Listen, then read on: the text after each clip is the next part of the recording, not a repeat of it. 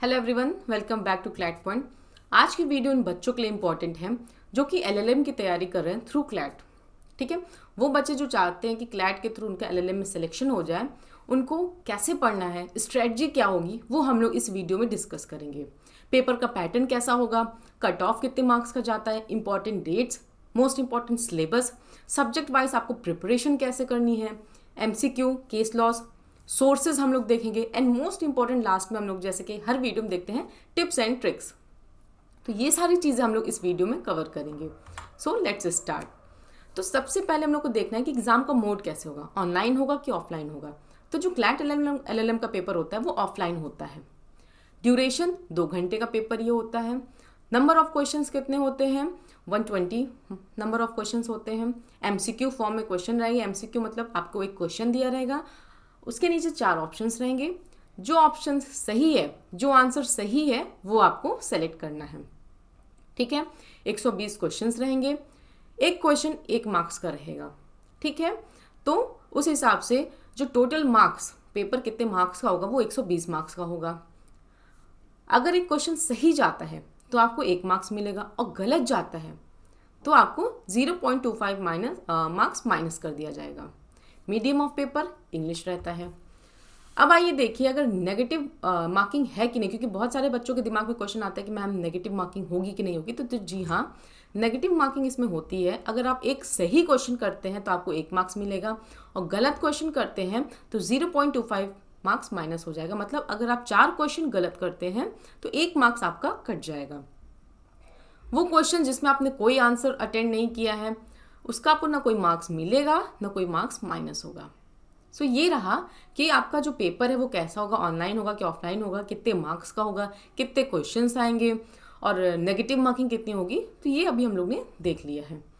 अब आते most important, अगर आप किसी भी एग्ज़ाम की तैयारी करते हैं तो सिलेबस क्या है, आपको क्या पढ़ना है और क्या छोड़ना है, वो सारी चीज़ें हम लोग को देखनी है। तो कॉन्स्टिट्यूशनल लॉ आता है इसमें, ज्यूरिस्प्रूडेंस आता है, लेबर एंड इंडस्ट्रियल लॉ आता है, लॉ ऑफ कॉन्ट्रैक्ट पूछा जाता है, टॉर्ट में से क्वेश्चंस आते हैं, एडमिनिस्ट्रेटिव लॉ से क्वेश्चंस आते हैं, इन्वायरमेंट लॉ से क्वेश्चंस आते हैं, फैमिली लॉ हो गया, कंपनी लॉ हो गया, क्रिमिनल लॉ जैसे कि बीएनएस, बीएनएसएस, भारतीय साक्ष्य अधिनियम से क्वेश्चंस आते हैं, प्रॉपर्टी लॉ हो गया, पब्लिक इंटरनेशनल लॉ से क्वेश्चंस आते हैं कि नॉर्म्स क्या है, ठीक है, रूल्स क्या है, इंटरनेशनल रिलेशंस कैसे हैं, टैक्स लॉ से क्वेश्चन पुट अप किया जाता है, और इंटेलेक्चुअल प्रॉपर्टी राइट से क्वेश्चंस आते हैं। तो ये सारे जो है सब्जेक्ट्स हैं। ठीक है, ये सारे हैं सब्जेक्ट्स हैं कि किस किस सब्जेक्ट से आपको क्लैट एलएलएम के पेपर में क्वेश्चन पूछा जाएगा। सब्जेक्ट्स तो देख लिया हम लोग ने। उस सब्जेक्ट में कौन कौन किस किस पोर्शन से क्वेश्चन आएगा वो हम लोग देखते हैं। तो कॉन्स्टिट्यूशनल लॉ में mostly fundamental right, fundamental duties, organisations of state है, president, prime minister, high court, supreme court, इन सारे पोर्शन से क्वेश्चंस आते हैं। ज्यूरिस्प्रूडेंस में theories, schools, different types of school है, वहाँ से क्वेश्चन आते हैं। फिलोसफी ऑफ लॉ कि ये फिलोसफी, ये लॉ किसने दिया था, ये स्कूल का जो फाउंडेशन है वो कौन थे, ठीक है, ये थ्योरी किसने दिया था। ये सारी चीज़ें जो ज्यूरिस्प्रूडेंस से पूछी जाएगी। एडमिनिस्ट्रेटिव लॉ में लीगल रूल्स क्या है, प्रिंसिपल क्या है, जो कि एडमिनिस्ट्रेशन को कंट्रोल करती है, गवर्न करती है, वो सारी चीज़ें क्वेश्चन पुटअप होता है। लॉ ऑफ कॉन्ट्रैक्ट में कहाँ से क्वेश्चन आएगा, तो ऐसी पोर्शन से क्वेश्चन आएगा जहाँ से क्रिएशन, मान लीजिए कोई कॉन्ट्रैक्ट है, कैसे क्रिएट होगा, ठीक है, बिटवीन द पार्टीज, अगर वो क्रिएट हो गया तो उसका एनफोर्समेंट कैसे होगा, ठीक है, between the parties. An agreement which is enforceable by law, उसको कॉन्ट्रैक्ट कहते हैं, तो डेफिनेशंस पूछा जाएगा। तो ये सारी चीज़ें पूछा जाएगा। टॉर्ट में सिविल रॉन्ग साइड से क्वेश्चन आता है, ठीक है, लीगल रेमेडीज़ क्या है, यहाँ से क्वेश्चन आता है। फैमिली लॉ में हिंदू लॉ, मुस्लिम लॉ, मैरिज क्या होता है, डाइवोर्स क्या होता है, चाइल्ड की custody, guardians and what act, तो इन सारे पोर्शन से क्वेश्चन पुटअप होता है। क्रिमिनल लॉ में आईपीसी, दैट इज बीएनएस, यहाँ से क्वेश्चन पूछा जाएगा कि इंपॉर्टेंट सेक्शंस आपको पढ़ना है, ठीक है। सीआरपीसी, बीएनएसएस जितने भी प्रोसीजर दिया गया है वहाँ से क्वेश्चन पुटअप होगा। जैसे बेल किस सेक्शन में है, ठीक है, अपील कैसे होगी, ट्रायल का प्रोसीजर कैसे होगा, एफआईआर किस सेक्शन में है, अगर एफआईआर दर्ज होता है तो ठीक है, अगर एफआईआर रजिस्टर्ड नहीं होता है तो उसके बाद का क्या प्रोसीजर है, ये सारी चीज़ें आपकी क्रिमिनल लॉ में बीएनएसएस से पूछा जाएगा। भारतीय साक्ष्य अधिनियम में कि कब कौन सा जो एविडेंस है वो रेलिवेंट होगा, कब रेलिवेंट नहीं होगा, प्रिजम्पशन के बारे में, ठीक है, ये सारी चीज़ें भारतीय साक्ष्य अधिनियम से पूछा जाएगा। प्रॉपर्टी लॉ में क्या होता है कि rules that governs owning and transfer of property, कि अगर किसी प्रॉपर्टी को आपको कैसे ट्रांसफर करना है, ये सारी जो क्वेश्चंस हैं वो प्रॉपर्टी लॉ से पूछा जाएगा। कंपनी लॉ में अगर कोई कंपनी कैसे फॉर्म होगी, कैसे बनेगी, वो उसका ऑपरेशन कैसा होगा, मतलब वो कैसे रन करेगी, उसके रूल्स एंड रेगुलेशन कैसे कैसे होंगे, अगर कोई डिस्प्यूट अराइज होता है तो वो कैसे सॉल्व होगा, ये सारी चीज़ें कंपनी लॉ से पूछी जाएगी। ठीक है। पब्लिक इंटरनेशनल लॉ, ये इसमें रूल्स हैं, जो नॉर्म्स हैं, ठीक है, ये सारी चीज़ें पब्लिक इंटरनेशनल लॉ से पूछी जाएगी। टैक्स लॉ में क्या पूछा जाएगा, जितने भी टैक्सेशन के प्रोसीजर्स हैं वो सारी चीज़ें पूछी जाएगी। इन्वायरमेंटल लॉ में कि आपको कोई ऐसी अगर इंडस्ट्री है फॉर्म हो रही है तो इसने ऐसा कौन सा स्टेप लिया कि जिससे वाटर पॉल्यूट नहीं हो रहा है, ठीक है, एयर पॉल्यूशन कंट्रोल हो रहा है, वाइल्ड लाइफ प्रोटेक्शन एक्ट, इन सारे पोर्शन से क्वेश्चंस पुटअप होते हैं। लेबर एंड इंडस्ट्रियल लॉ में ट्रेड यूनियन क्या होता है, कब जो वर्कर्स हैं वो स्ट्राइक पे जा सकते हैं, एम्प्लॉयर्स एंड एम्प्लॉय के बीच में राइट्स एंड रिस्पॉन्सिबिलिटी क्या क्या है, ये सारी चीज़ें इन पोर्शन से पूछा जाएगा। तो अभी तक हम लोग ने क्या देख लिया, पेपर का पैटर्न कैसा आएगा, ड्यूरेशन, मार्क्स, सब्जेक्ट और उन सब्जेक्ट में कौन कौन से इंपॉर्टेंट पोर्शन है, वो सारी चीज़ें अब तक हम लोग ने देख लिया। अब एक क्वेश्चन जो बहुत लोग के दिमाग में आता है कि मान लीजिए कोई सब्जेक्ट आपने उठाया, कॉन्स्टिट्यूशन उठा दिया, ठीक है, फॉर एग्जाम्पल आपने कॉन्स्टिट्यूशन उठाया पढ़ने के लिए, अब इसको कैसे पढ़ें कि आपका एलएलएम में मैक्सिमम मार्क्स आए, ये जो क्वेश्चन है वो हर एक बच्चों के दिमाग में आता है। तो देखिए, अगर आप कोई भी सब्जेक्ट उठा रहे हैं तो सबसे पहले आपको उसके जो इंपॉर्टेंट प्रोविजंस हैं, जो इंपॉर्टेंट पोर्शन है, उसको छांटना है। सारे सेक्शंस, सारे आर्टिकल्स आपको नहीं पढ़ना है, ठीक है। तो पहले क्या करना है, आपको छांटना है।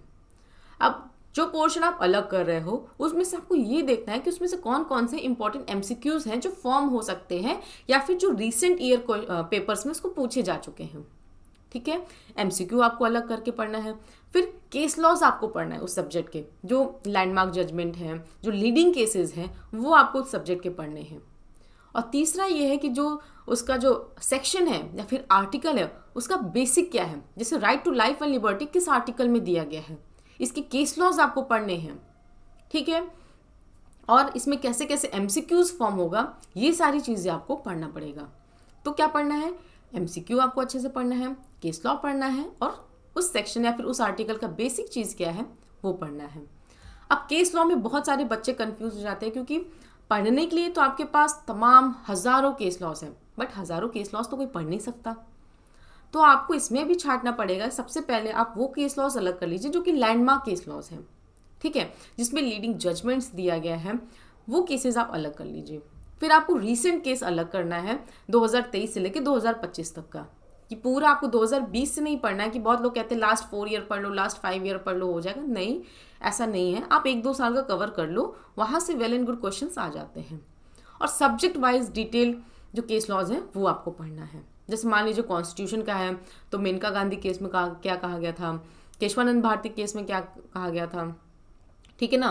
तो लैंडमार्क केस लॉज देखना है, फिर रीसेंट केस लॉज देखने हैं, फिर उसके बाद subject wise detail case laws, ये सारी चीज़ें आपको देखना है।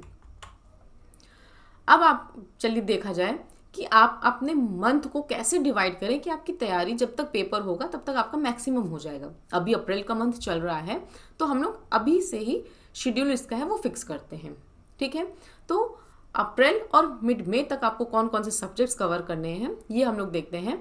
जो पहले के 15 दिन है उसमें आपको कॉन्स्टिट्यूशन ऑफ इंडिया और एडमिनिस्ट्रेटिव लॉ को कवर करना है। क्योंकि देखिए इसको साथ में क्यों रखा गया है, क्योंकि जो कॉन्स्टिट्यूशन ऑफ इंडिया का जो सिलेबस है और एडमिनिस्ट्रेटिव लॉ का जो सिलेबस है वो लगभग कुछ पोर्शंस ऐसे हैं जो दोनों में कॉमन है।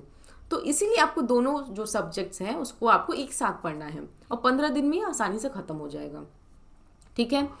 दूसरे 15 दिन में आपको industrial dispute act, payment of wages act, the minimum wages act, payment of bonus act and factories act ख़त्म कर लेना है, ठीक है। ज़्यादा बड़े बड़े जो हैं सब्जेक्ट नहीं हैं, आप आराम से इसको 15 दिन में कवर कर सकते हो। अब बचा आपके पास कितना, 15 दिन बचा। 15 दिन में जो 10 दिन है उसमें आप इन्वायरमेंट प्रोटेक्शन एक्ट पढ़ेंगे, ठीक है। अब इसमें air prevention and control of pollution act पढ़ेंगे, water prevention and control of pollution act पढ़ेंगे, नेशनल ग्रीन ट्रिब्यूनल क्या होता है, इंडियन फॉरेस्ट एक्ट पढ़ेंगे, वाइल्ड लाइफ प्रोटेक्शन एक्ट, ये सारी चीज़ें आप कवर करेंगे 10 दिन में। जो लास्ट के 5 दिन बचते हैं उसमें आप arbitration and conciliation act and contempt of court act cover करेंगे। समझ गए। 45 दिन में आपको शुरू का 15 दिन constitution of India and administrative law को देना है। दूसरे के 15 दिन जो है industrial dispute act, payment of wages act, minimum wages act, payment of bonus act को देना है, फैक्ट्री एक्ट को देना है। मतलब ये सारे जो हम लोग इंडस्ट्रियल डिस्प्यूट एक्ट है, पेमेंट ऑफ वेजेस एक्ट है, मिनिमम वेजेस एक्ट है, ये सारे फैक्ट्रीज एक्ट से ही मतलब रेलिवेंट हैं, ठीक है, अलग नहीं है, तो आप आराम से कवर कर ले जाओगे। इन्वायरमेंट प्रोटेक्शन एक्ट 10 दिन में आपको कवर करना है, जिसमें एयर, वाटर, ये सारे, नेशनल ग्रीन ट्रिब्यूनल्स क्या होता है, इंडियन फॉरेस्ट एक्ट क्या कहता है, ये सारी चीज़ें आप लोग 10 दिन में कवर कर लेंगे। बाकी के जो 5 दिन है उसमें आप arbitration and conciliation act and contempt of court act पढ़ लेंगे।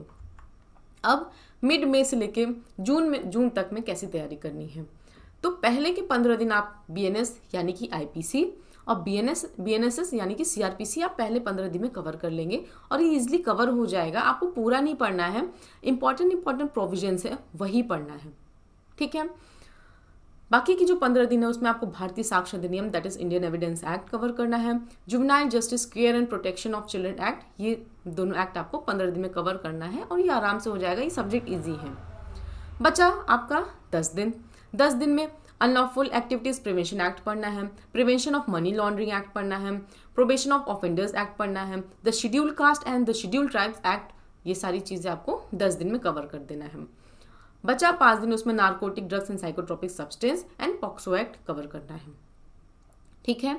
45 दिन का हम लोग लेके चल रहे हैं ड्यूरेशन, तो उसमें 15 दिन में बीएनएसएस कवर करना है, 15 दिन में बीएसए और जुवेनाइल जस्टिस केयर एक्ट आपको कवर करना है।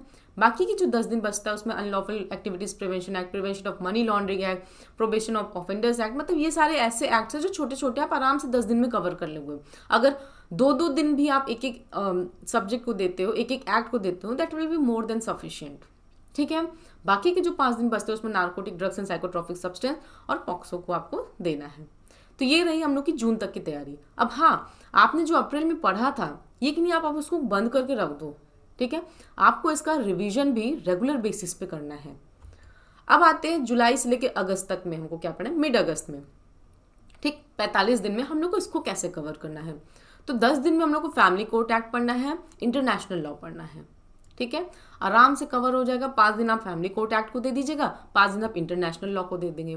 फैमिली कोर्ट में ज़्यादा सेक्शंस नहीं है, हिंदू लॉ, मुस्लिम लॉ क्या कहता है, तलाक क्या होता है, डाइवोर्स क्या होता है, मैरिज कब होती है, कब मैरिज वॉइड होती है, ये सारी चीज़ें आप 5 दिन में आराम से कवर कर ले जाएंगे।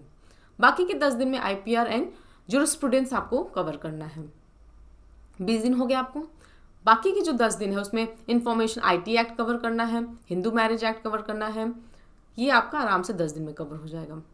फिर 10 दिन में आपको क्या Hindu succession act, Hindu adoption and maintenance act, ये बहुत छोटे छोटे एक्ट्स हैं, आप आराम से कवर कर लोगे। आपके पास इवन अगर आप ऑनेस्टली पढ़ेंगे तो आपके पास और एक्स्ट्रा टाइम बचेगा, आप बाकी सब्जेक्ट्स भी रिवाइज कर सकते हैं। और बाकी के जो 5 दिन बचते हैं उसमें Hindu minority and guardianship act, special marriage act, guardian and ward act, आप इसमें आराम से कवर कर लेंगे, ठीक है। जुलाई से मिड अगस्त तक आपको ये कवर करना है, एक टारगेट लेके चलना है आपको।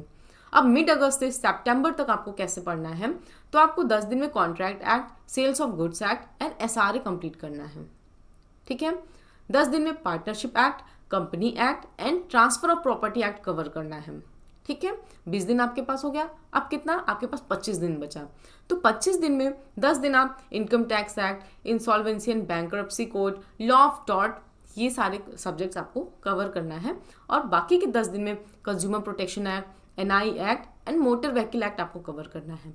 और कंपटीशन एक्ट, इंश्योरेंस लॉ और बैंकिंग लॉ आपको 5 दिन में कोशिश करना है ये खत्म हो जाए। ये हो गया, ठीक है। तो आई होप आपको चीज़ें क्लियर हो गई होगी कि अप्रैल से लेकर मिड मई में आपको कैसे पढ़ना है, मिड मई से लेकर जून तक का आपको कौन कौन से सब्जेक्ट कवर करने हैं, और जुलाई से लेकर मिड अगस्त तक, और मिड अगस्त से लेकर सितंबर तक आपको कैसे कैसे सेक्शंस, कैसे कैसे एक्ट्स आपको कवर करना है, ठीक है, इतना टाइम आपको मोर देन सफिशिएंट है आपको अपने सिलेबस को कवर करने के लिए।